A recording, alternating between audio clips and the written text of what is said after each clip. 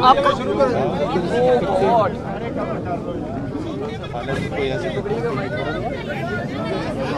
क्या हुआ?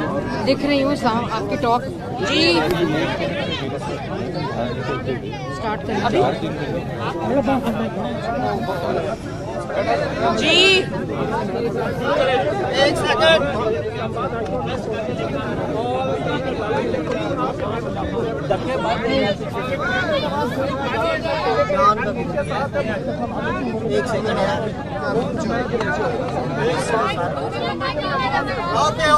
अब आप आई थिंक शुरू करें वरना ये गिरते ही रहेंगे माइक।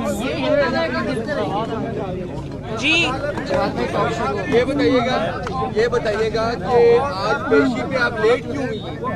मैं लेट नहीं हुई, इधर रश इतना था कि मुझे जाते जाते सिर्फ 2 मिनट लग गए एक्स्ट्रा, तो आइंदा I will be more careful. अच्छा ये बताइएगा जो मुल्क की जो मौजूदा जो सूरत हाल है उसमें क्या अब अपोजिशन बाहर आ रही है, मफामत होने जा रही है या मफामत होने जा रही है?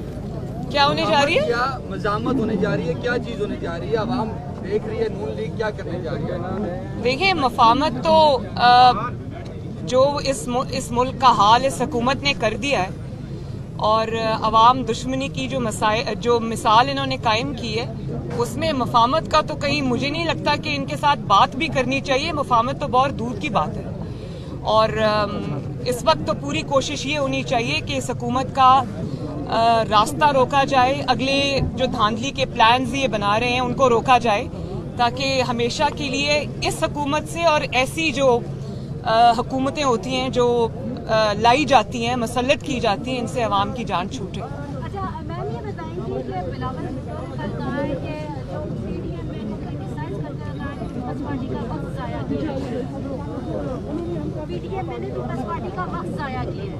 अच्छा, तो जो भी इवेंट्स अनफोल्ड हुए हैं, जो हुआ था वो पूरी कौम के सामने है। किसने किसका वक्त जाया किया, किसने क्या किया, वो पूरी कौम के सामने, मुझे उसको दोहराने की जरूरत नहीं है। जी कौमी हुकूमत के हवाले से शहबाज शरीफ साहब ने जो तजवीज़ दी है क्या आप उससे इत्तफाक करती हैं? मेरा पर्सनल ख्याल है, मैंने देखी नहीं उनकी, लेकिन आई पर्सनली थिंक कि उन्होंने कौमी हुकूमत की बात नहीं की, उन्होंने नेशनल कंसेंसस की बात की थी, एक नेशनल जो रेकन्सिलिएशन की शायद उन्होंने बात की थी। कौमी हुकूमत की मेरा ख्याल है शायद नहीं की उन्होंने बात। मेरे भी पर्सनल ख्याल में कि इस वक्त मुल्क जितना डिवाइडेड है और जितना इस मुल्क को इस वक्त नेशनल रेकन्सिलिएशन की जरूरत है, बारिंग दिस गवर्नमेंट, ये जो हुकूमत है इसको बाहर रखें और बाकी जो पार्टीज हैं उनको इकट्ठे होकर सोचना चाहिए कि इस मुल्क को आगे कैसे लेके जाना है। 3 साल कारकर्दगी पे क्या कहेंगी आप? जो गवर्नमेंट ने 3 साल कारकर्दगी के हवाले से जो बात की, आप समझती हैं कि क्या अच्छा शो? बड़ी मुज़िका खेज बात है। मेरे ख्याल है कारकर्दगी का मतलब ये होता है कि कुछ अच्छा, कुछ बुरा या कुछ अच्छा, इसको तो कारकर्दगी कहना ही नहीं चाहिए, इसको तो तबाही और बर्बादी कहना चाहिए। पाकिस्तान की 73 साल की तारीख में ना कभी इतनी नाअहल गवर्नमेंट आई है, ना कभी इतनी नालायक गवर्नमेंट आई है और ना कभी इतनी बेहिस गवर्नमेंट आई है कि मुझे बताएं 3.5 साल में कभी किसी ने एक दफा भी ये खबर सुनी कि आटा सस्ता हो गया है, चीनी सस्ती हो गई है, पेट्रोल सस्ता हो गया है या डीजल सस्ता हो गया है या बिजली के बिल जो है वो कम हो गए हैं या कोई बेहतरी आई है? लाकानूनियत का आप हाल देखें कि जगह जगह जिस तरह आजकल ज्यादती के वाकयात हो रहे हैं और वो जिस तरह से उनको डील किया जा रहा है, मैंने पाकिस्तान की तारीख में कभी ये नहीं देखा। और बेहिसी देखें कि ना महंगाई की परवाह है, ना लाकानूनियत की परवाह है, ना अपनी परफॉर्मेंस की परवाह है 2-3 चीजों की कि ऑपोजिशन को किस तरह से तंग करना है, मीडिया को किस तरह से खामोश करना है और अगली धांधली के प्लानिंग किस तरह करनी है, और किसी चीज पे नहीं है। तो इसको परफॉर्मेंस कहना या इसको कारकर्दगी कहना ज्यादती है। जो मीडिया रेगुलेटरी बिल आ रहा है हुकूमत की तरफ से, तो नून लीग इस हवाले से उसकी क्या हिकमत अमली है? हाल ही में एक इजलास भी हुआ है जिसमें इसको डिस्कस किया गया। बड़ी मुझे तो हैरानगी होती है कि मीडिया को रेगुलेट करना है, उसके लिए उनकी जबानबंदी करनी है, लेकिन अपनी हरकतें दुरुस्त नहीं करनी। कि डर सिर्फ उन लोगों से है जो सच बोलते हैं। और ये जो 3 साल से आप लोगों के साथ मतीउल्लाह जान साहब, आप इसके प्राइम एग्जाम्पल हैं। आपके साथ, हामिद मीर साहब के साथ, उनके जो भाई हैं क्या नाम है उनका, आमिर मीर साहब, इसके अलावा जो दीगर जर्नलिस्ट के साथ जो रातों रात असद तूर के साथ, अबसार आलम साहब के साथ जिस तरह रातों रात घरों से उठा लिया जाता है, गोलियां मार दी जाती हैं, नौकरियों से निकलवा दिया जाता है, सच बोलने की पादाश में उनको चैनल से फारिग कर दिया जाता है, वो यूट्यूब पे अपने प्रोग्राम्स करने पे मजबूर हैं। तो ये जो रेगुलेटरी बिल आ रहा है ये आई थिंक उसी का तसलसल है। लेकिन मीडिया को खामोश कराने से या डराने से, धमकाने से मेरा नहीं ख्याल कि कोई फर्क पड़ेगा, क्योंकि जो आपकी इतनी नालायकी ना अहली के जो ढेर लगे हुए हैं, अंबार लगे हुए हैं, उसको आप नहीं छुपा सकते। 22 करोड़ अवाम के खिलाफ कोई बिल लाना पड़ेगा, क्योंकि सब घरों में यही बात कर रहे हैं, सब तंग आए हुए हैं। तो मैं ये समझती हूँ कि ये ड्रैकोनियन किस्म की जो चीजें हैं ये इसलिए ये करते हैं क्योंकि इनकी कारकर्दगी कुछ नहीं है। तो मैं इसको बिल्कुल कंडेम करती हूँ और इस तरह की जो चीजें ये नहीं होनी चाहिए। बारी बारी कर लें। कौन?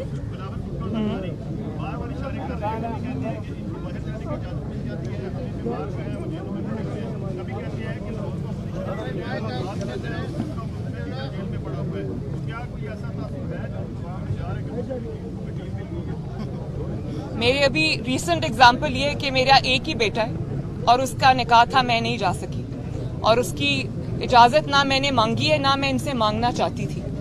तो अगर इजाजत आराम से मिलती होती, जा सकती होती और अगर इनसे मैं रिक्वेस्ट करती, मुझे पता है ना कि ये सब ये बहाने हैं और जो मुस्लिम लीग नून ने बर्दाश्त किया है उसकी मिसाल नहीं कभी मिलती। तो ये बात करना जो है ये मेरा नहीं ख्याल ये मुनासिब बात है। तो अभी आपके सामने एक एग्जाम्पल है जी। मुस्लिम लीग नून ने अवाम को रिलीफ दिया, खुशहाली की मुल्क में हर तरफ लोगों की रेल फेल थी, लेकिन आपके कायद जिस मुल्क से भाग गए, आप कहते हैं कि हम करते हैं वापस आके कंप्रेस क्यों नहीं करते? जो 3 साल जिस किस्म के मुकदमात का, जिस किस्म के सियासी इंतकाम का मोहम्मद नवाज शरीफ साहब सामना करके गए हैं, सजाएं झूठी भुगत के गए हैं। अरशद मलिक केस की गवाही आपके सामने है और अरशद मलिक ने बताया कि उनको दबाव में लाके नवाज शरीफ के खिलाफ झूठा फैसला देने पर मजबूर किया गया। उसके बावजूद वो सजाएं भुगत के गए हैं, तो वो अपने हिस्से का पूरा कर्ज, बल्कि अपने हिस्से से ज्यादा जो कर्ज उन पर वाजिब था उससे कहीं ज्यादा अदा करके गए।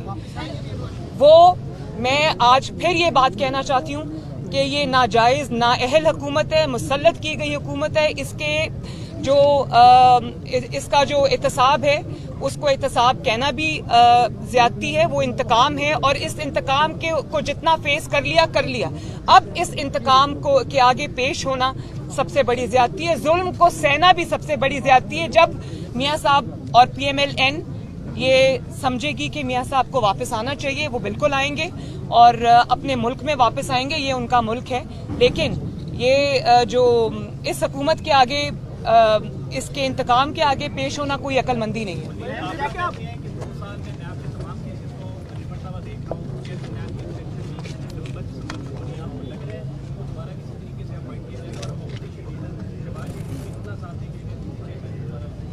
मैं सिर्फ ये समझती हूँ कि बजाय इसके कि उन्होंने कोई 3 साल में काम किया होता इस हुकूमत ने, या कोई ऐसा कारकर्दगी दिखाई होती जिसके बेस पे वो अगले इलेक्शन में जाने का सोचते, तो उनको आज ये बात ना करनी पड़ती।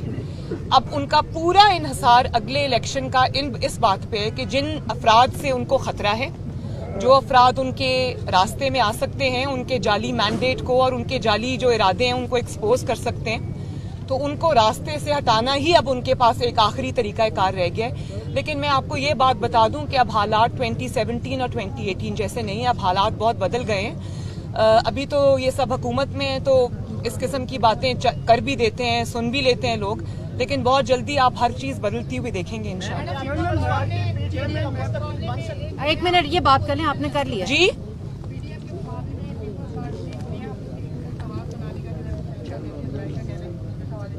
I wish them the very best of luck. जी, आप बात कर लें। मैडम, चेयरमैन नैब के हवाले से शहबाज शरीफ साहब क्या इनकी हिमायत करेंगे कि दोबारा से इनको नॉमिनेट किया जाए? शहबाज शरीफ साहब से पूछ के बताऊंगी आपको। बढ़िया, ये बताएं कि कुछ दिन पहले अपोजिशन लीडर शहबाज शरीफ को पाकिस्तान टेलीविजन पे उनकी तकरीरें चलाई गई, तो आप एक सरकारी मीडिया की तरफ से इस जेस्चर को कैसे देखते हैं? बड़ी अच्छी बात है। मैं तो वैसे हैरान हो गई थी जब मुझे पता चला, तो मैं चैनल चेंज करके देख रही थी कि वाकई चला रहे हैं या नहीं चला रहे। Thank you ji, thank you. नहीं चलाएंगे? भाई मेरी तकरीर चलाएंगे तो वो अपना ही पीटीवी को बंद करके उन सबको जेलों में डाल देंगे। Thank you. आप साइड पे हो जाइए, साइड पे। अगर मगर का कोई जवाब नहीं है, इंशाअल्लाह ताला मियां साहब जरूर आएंगे, वो अपनी जमात को खुद लीड करेंगे और इंशाअल्लाह बहुत जल्दी होगा। आगे ना आइएगा। पीपल्स पार्टी से पूछ लें आप, मेरे पास तो इस बात का कोई जवाब नहीं है।